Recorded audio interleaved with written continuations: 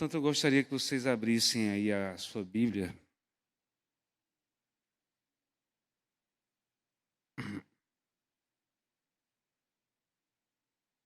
Isaías capítulo 41.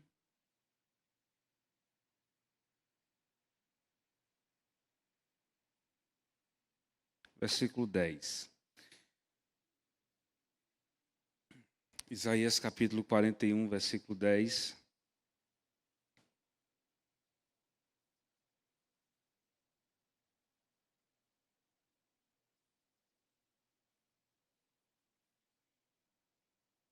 Amém?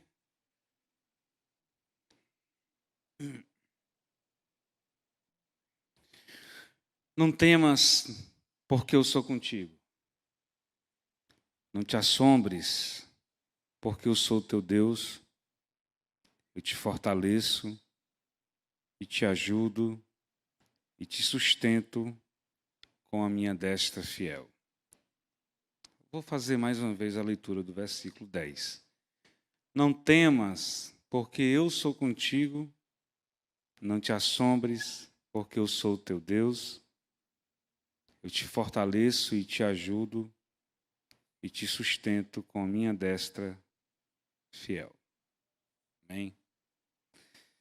Meus irmãos, embora o objetivo da vigília seja discernimento para o pleito aqui na igreja e para as eleições nacionais, eu quero continuar a minha visão ainda dentro da questão da depressão, do suicídio e da ansiedade. Hoje pela manhã, estava na sala de aula e tivemos um pequeno intervalo e mandaram para mim uma reportagem do Diário do Nordeste. Eu, inclusive, coloquei em alguns grupos. Eu não gosto muito de grupos, saí inclusive de alguns. Mas uma notícia que me colocou no chão, me nocauteou. Embora seja uma notícia que fale sobre alguém que está conseguindo sobreviver, ao que tudo indica, uma mulher cristã, que no espaço de 3 anos perdeu 2 filhos, e os 2 filhos ela perdeu para o suicídio. Interessante que o mais novo foi o que tirou a vida primeiro. Falou com a mãe durante o dia, sem dar qualquer indício do que iria fazer. E o mais velho, muito apegado ao irmão, a reportagem faz questão de falar, inclusive, que eles dormiam juntos no mesmo quarto, compartilhavam as coisas. Não suportando a dor, 3 anos depois também tirou a sua própria vida.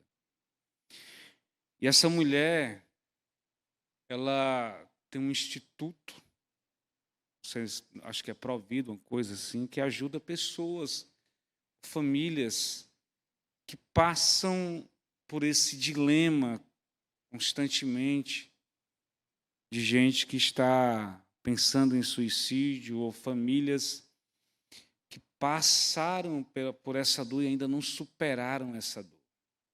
Ela disse que 3 coisas foram substanciais para a vida dela. E uma delas, a fé. A fé como um remédio para superar essa dor. A fé como um remédio para superar essa lacuna na sua alma, que não pode ser substituída por qualquer sentimento terreno. Somente o Espírito Santo de Deus é capaz de preencher essa lacuna. Mas a dor, a marca, o sentimento fica. Alguém já dizia que aqueles que atentam contra a sua vida não tem como mensurar a dor na alma dos familiares. Santo Agostinho de Hipona foi um dos primeiros, em se tratando de cristianismo, que vai tratar de forma mais severa acerca do suicídio. Mas é com São Tomás de Aquino que a doutrina bíblica ela toma forma, ela se aprofunda. Inclusive, São Tomás de Aquino, ele levanta um questionamento profundo e, de certa forma, teológico, quando ele diz que a pessoa que tira a própria vida ela não tem como se arrepender. E aí vem aquela questão, né, de que o suicida vai para o inferno. Bom, eu tenho uma posição diferente dessa, mas eu não quero tratar dessa posição porque é uma posição muito complexa. Mas o mais importante nessa noite, para quem está passando ainda por lutas por causa da depressão, da ansiedade e do suicídio, é saber das verdades bíblicas para quem vive este dilema atualmente. Alguém já dizia que até o final de 2030, praticamente a ciência terá conhecido todas as doenças do mundo, mas essa mesma ciência que conhecerá todas as doenças do mundo será incapaz de tratar a questão da depressão, da ansiedade e do suicídio. Inclusive, essa reportagem diz que as pessoas até lá, a maioria, morrerão por conta do suicídio. E nós sabemos, irmãos queridos, que quem passa por esse dilema, quem sofre essa angústia da alma, é como se a alma da pessoa estivesse sempre em uma noite tenebrosa, sem conseguir sair desse pântano, sem conseguir sair dessa areia movediça. Essas pessoas, elas se isolam, essas pessoas, elas acham que ninguém a ama, que ninguém tem qualquer tipo de sentimento por ela. As pesquisas mostram que a depressão, a ansiedade e as pessoas que sofrem com suicídio têm uma tendência natural a se isolar. Mas as verdades desse versículo que nós lemos agora, eu não gosto muito de pregar em um versículo. Mas, dado esses dias de devocional, eu preferi trazer essa mensagem nesse único versículo. As verdades desse versículo, elas servem como remédios para a alma. As verdades que esse versículo nos traz serve de alimento espiritual para as nossas vidas. É bem verdade que Isaías está falando acerca do Redentor que virá. Ele fala, inclusive, lá no início do capítulo 41, na realidade a epígrafe do capítulo 41 fala sobre um Deus que está suscitando o Redentor. E eu queria começar falando acerca desses remédios bíblicos para aumentar a sua fé e lhe dar a certeza de que você, meu querido irmão, minha querida irmã, não está sozinho. O versículo começa assim: não temas, não temas. É interessante que, se você olhar para a história da redenção, desde o momento em que o homem peca até a consumação na cruz do Calvário, existem vários momentos na Bíblia, entre os dois testamentos, que a expressão não temas, ela é anunciada. Deus fala, inclusive, para Josué o quê? ser forte e corajoso. É um Deus que incentiva, um Deus que anima, um Deus que mostra que está com o povo da aliança.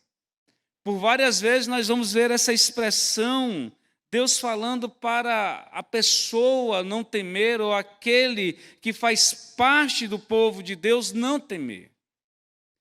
E por que não devemos temer? O próprio versículo, ou o próprio Deus, nos dá a resposta. Nós não temos por que temer, primeiro ele diz, porque eu sou contigo. Segundo, nós não devemos temer, porque ele é o nosso Deus. Terceiro, ele nos fortalece. Quarto, ele nos ajuda. Quinto, ele nos sustenta. Isso nos dá a dimensão do cuidado paternal de Deus com as nossas vidas. Quanto esse Deus que é maravilhoso, santo, fiel, inclusive o final do verso 10 fala que esse sustento é com a sua destra fiel. Isso mostra a dimensão desse cuidado divino com as nossas vidas.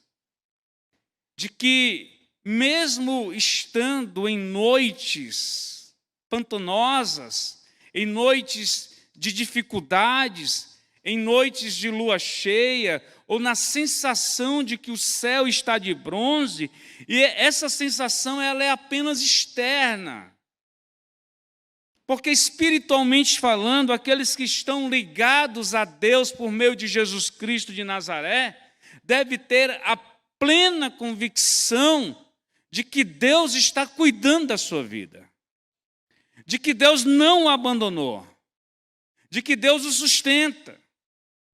Essa mulher que eu falei agora no início, ela diz que um dos remédios para superar a morte de 2 filhos é a fé.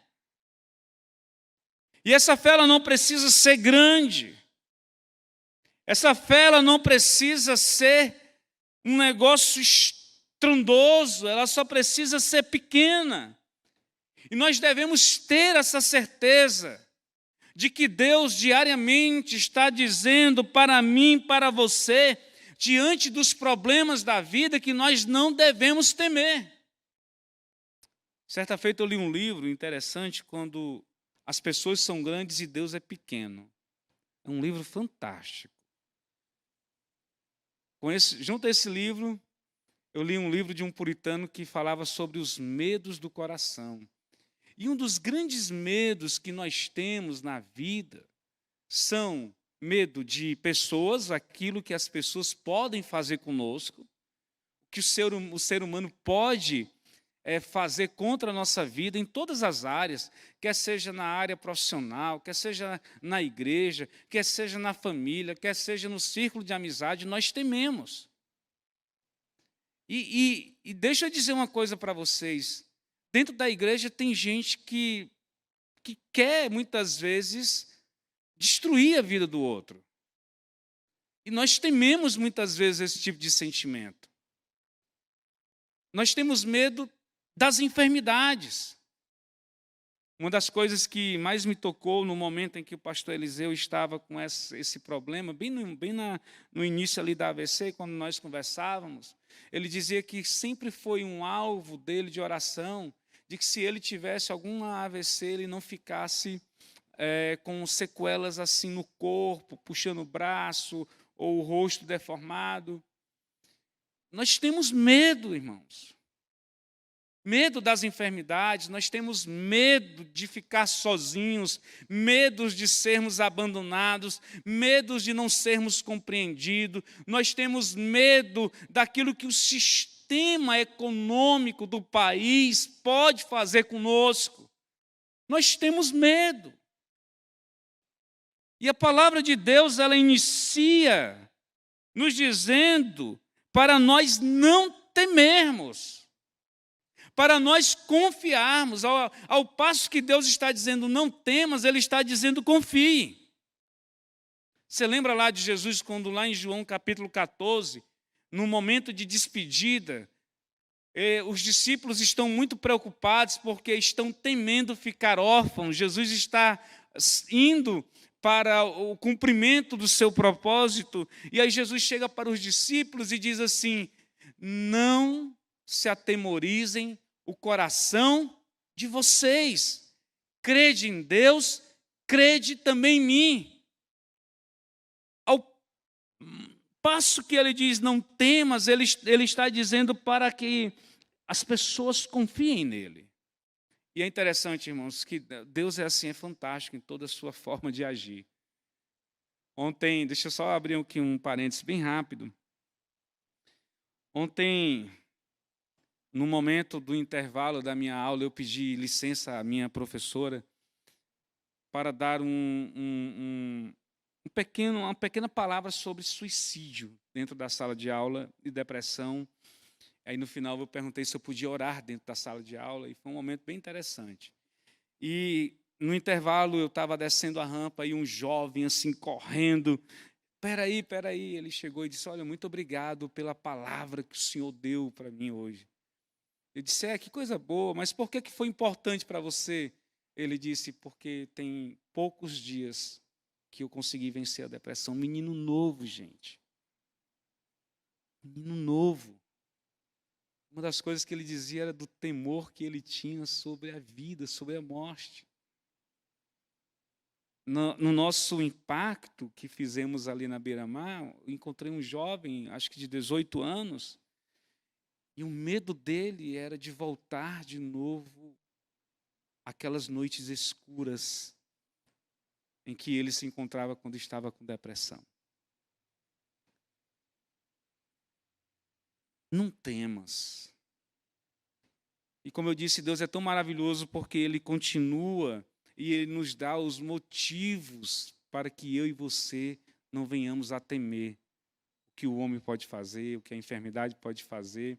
Eu me lembro do Russell Shedd, quando ele estava bem próximo de falecer, e ele gravou um vídeo, gravaram um vídeo assim pelo celular com ele, e ele disse uma coisa assim que, vez ou outra, eu me lembro dessa frase. Ele disse que era estranho aquela sensação de desmame desta terra.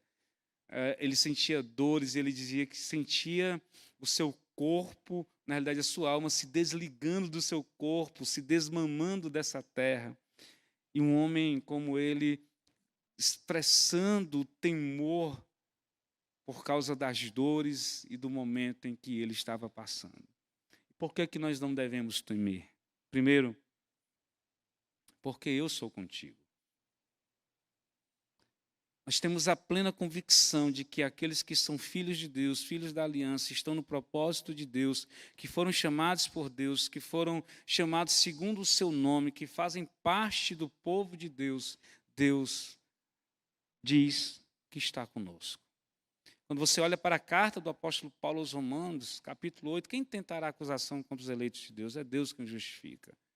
Em vários momentos, Paulo, falando acerca dos seus sofrimentos por amor ao Evangelho, ele mostra claramente que a sua alegria, embora estivesse um espinho na sua carne, e Deus dizendo, a minha graça te basta, era a certeza de que Deus estava do lado dele, de que Deus não o abandonaria, de que ele não estava sozinho, de que nessa caminhada alguém está carregando alguém, e não somos nós quem carregamos Deus nos braços, é Deus que nos coloca em seu braço. Por que nós tememos? Por que muitas vezes nós não acreditamos que Deus está conosco? Porque o Evangelho na nossa mente é um Evangelho ainda muito raso. Porque o Evangelho verdadeiro nos diz claramente que nós iríamos passar por lutas. O Evangelho claro, sincero, pregado na íntegra como ele deve ser pregado, nos informa que neste mundo nós vamos ter aflições. Nós vamos perder coisas. Nós vamos ser demitidos do emprego. Nós vamos passar por problemas como depressão, nós vamos sentir desejo de tirar a vida, nós vamos sentir desejo de fazer alguma coisa. Cristo Jesus nunca disse que essas coisas não iriam acontecer. Ele deixou muito claro que as aflições deste mundo são reais. São reais. Eu me lembro que a primeira pessoa que pregou o evangelho para mim, ela pregou com uma oferta. Venha, porque se você se entregar a Cristo, a sua casa vai se tornar melhor. As brigas vão parar de acontecer. E nós não temos que temer, porque Deus está conosco. Porque eu sou contigo. E a grande sacada da vida cristã é essa. Essa frase não é minha, tá bom? Se Deus não nos tira do fogo, Ele caminha conosco no fogo. Se Ele não nos tira da fornalha, Ele caminha conosco dentro da fornalha.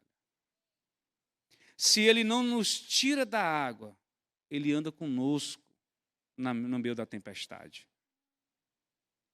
Meus irmãos, nós devemos acreditar que Deus está conosco.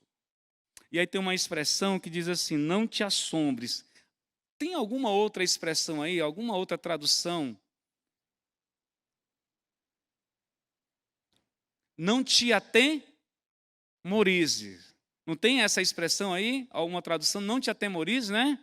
Não te assombres, eu prefiro não te atemorize.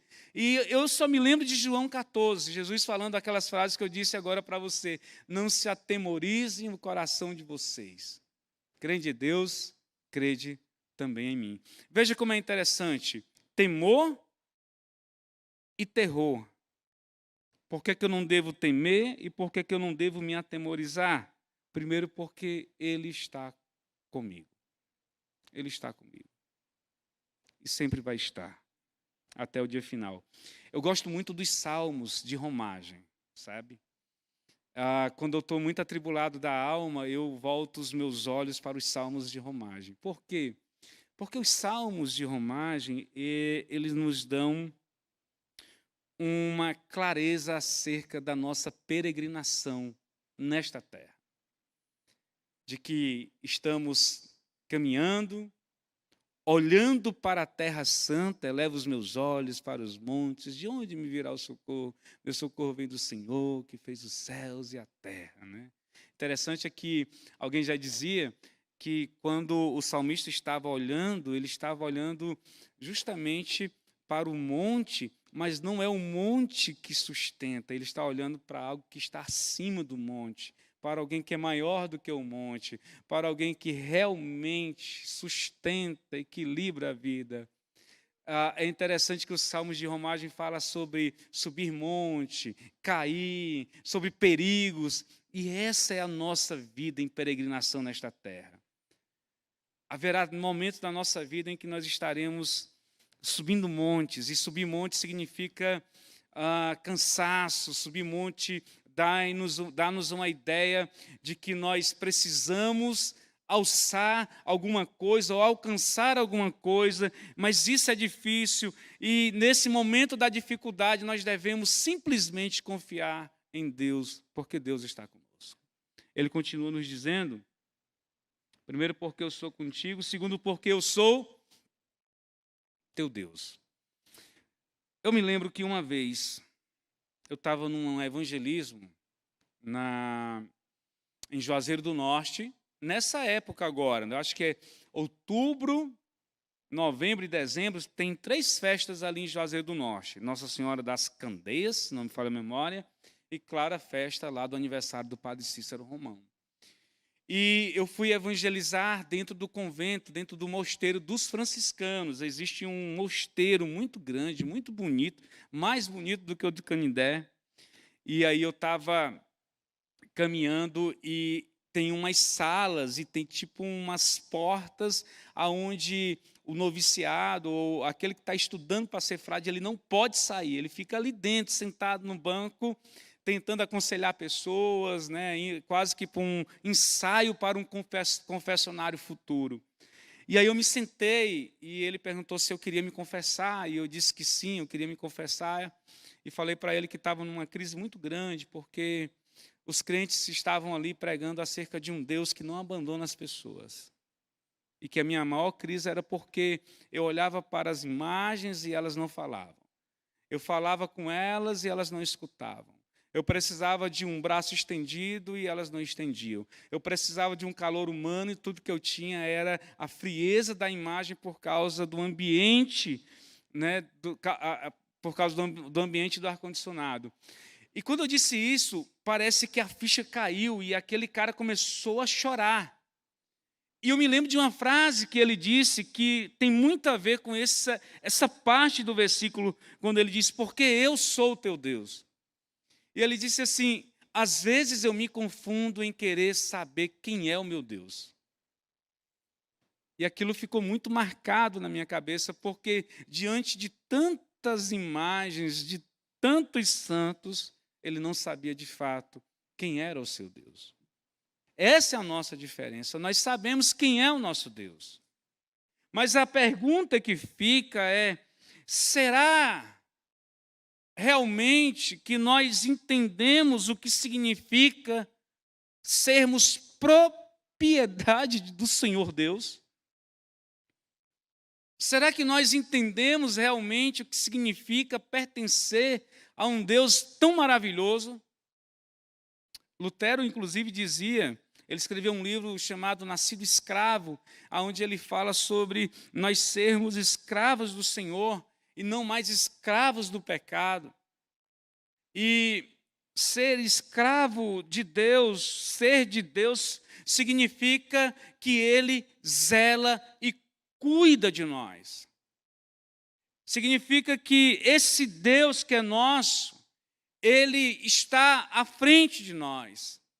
Significa que esse Deus a quem nós servimos, e não é simplesmente um Deus a mais no panteão de tantos deuses da atualidade, mas é o Deus real, sincero, verdadeiro, único Deus. Esse Deus é um Deus que se comunica. Esse Deus, Jesus vai nos ensinar que nós devemos chamá-lo de Pai, para que nós possamos entender a nossa condição de filho. E Ele, na condição de Pai, cuida de nós. Então, você que está desanimado por causa da depressão, pensando em suicídio, cheio de ansiedade no coração, não temas, meu irmão. Primeiro, porque Ele é contigo. Não se atemorize, porque Ele é o nosso Deus. Irmãos, eu vim de uma família pobre. Eu não nasci em uma família de condições. Uma família pobre. E mesmo uma família pobre, uma família que tinha muitos problemas, porque minha mãe serviu ao espiritismo durante 30 anos. Ela recebia espíritos lá na mesa branca, né? Então, eu cresci, eu vivi essa experiência com minha mãe. E quando nós nos convertemos, quando o Senhor nos chamou, quando o Senhor veio ao nosso coração, a família toda, o meu pai perdeu o emprego, foi demitido da Coelce quando houve a privatização na época do Tasso Gereissati, perdeu o emprego. Nós não soubemos usar, né, o dinheiro que ele recebeu e nós começamos a passar por muita dificuldade. Duas coisas assim são muito fortes na minha cabeça, as lembranças que eu vou falar agora. Uma delas, nós viajamos para um determinado local e nós estávamos praticamente sem nada para comer. Não tinha nem aquela lá do sal, como o pessoal fala, né?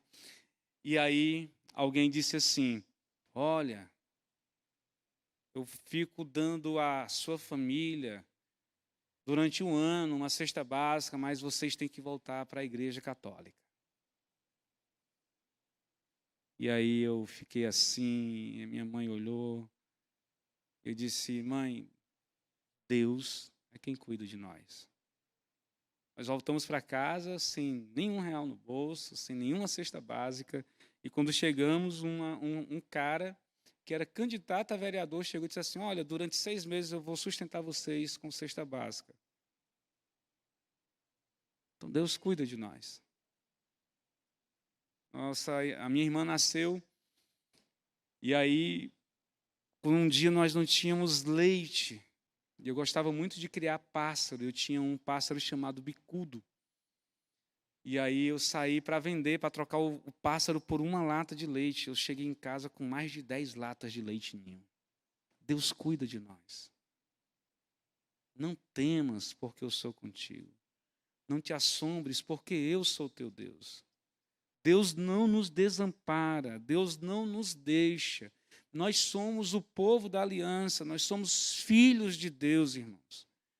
E filho de Deus, por mais luta que passe aqui, tenha certeza de que, sendo filho de Deus, nós não seremos desamparados. Inclusive, o versículo seguinte fala exatamente sobre isso. Ele diz assim: eu te fortaleço e te ajudo. Você pode estar à base de remédios para fortalecer o ânimo, para fortalecer aí a vida, mas o remédio principal é o chá da raiz de Jessé. É Jesus Cristo de Nazaré. Para mais informações e novidades, siga as nossas redes sociais e fique por dentro de tudo.